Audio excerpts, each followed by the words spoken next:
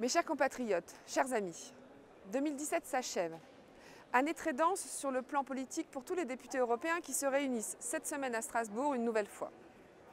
En 2017, j'ai fermement gardé le cap que je m'étais fixé au début de mon mandat, celui de défendre vos intérêts partout où il m'a été possible de le faire. En commission du marché intérieur, j'ai défendu cette idée ambitieuse et rassurante que nous portons d'un marché intérieur respectueux des équilibres économiques et sociaux de chacun des pays membres dans un esprit de complémentarité et de coopération.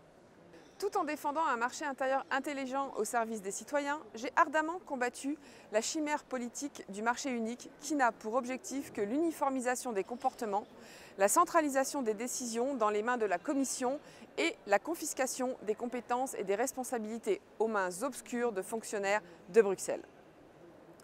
L'idée du consommateur chose, sans identité ni racine, ne s'inscrit pas dans la vision que je défends. Sur un registre plus sociétal, j'ai défendu les femmes contre les mutilations génitales et les enfants contre le mariage forcé. Deux sujets de société absents du débat public car probablement trop dérangeants pour les bonnes âmes de la bien-pensance.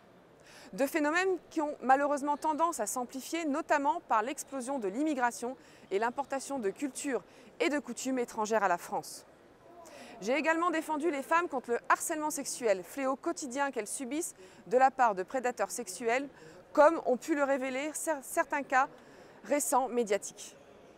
J'ai cependant rappelé que la majorité des cas de harcèlement sont essentiellement le fait de racailles agissant en toute impunité, envahissant nos rues et multipliant les agressions verbales et physiques. Ce type de harcèlement, volontairement tu par les belles âmes, est symptomatique de l'effondrement de notre civilisation et du recul de nos libertés comme de notre mode de vie. Les enjeux sont immenses. Le travail fourni au sein de cette Assemblée nous a donné et nous donne des occasions uniques de faire connaître notre projet politique qui n'a qu'un seul objectif, défendre la France et les Français. Seulement, les dernières échéances électorales vous ont donné l'occasion de vous exprimer sur ce projet que nous portons. Et votre message est clair. Nous devons consolider notre projet et redéfinir notre approche stratégique de l'Union européenne dans le respect de notre ADN politique basé sur l'identité et la souveraineté. Pour remplir cet objectif politique crucial pour l'avenir, l'opération de refondation du Front National constitue une opportunité historique. Le congrès du mouvement prévu en mars 2018 sera l'occasion d'élire le nouveau comité central du Front National qui devra porter la couleur politique de la ligne du mouvement.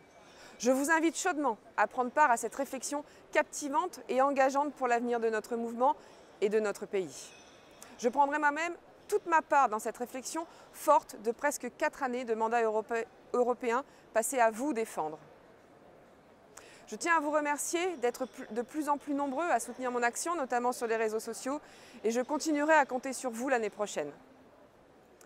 Mais à la veille de cette nouvelle année 2018, cette cadence politique frénétique doit laisser place à la paix des familles. Noël, dans toutes les chaumières de France, doit être une période de paix, de joie et surtout d'espérance.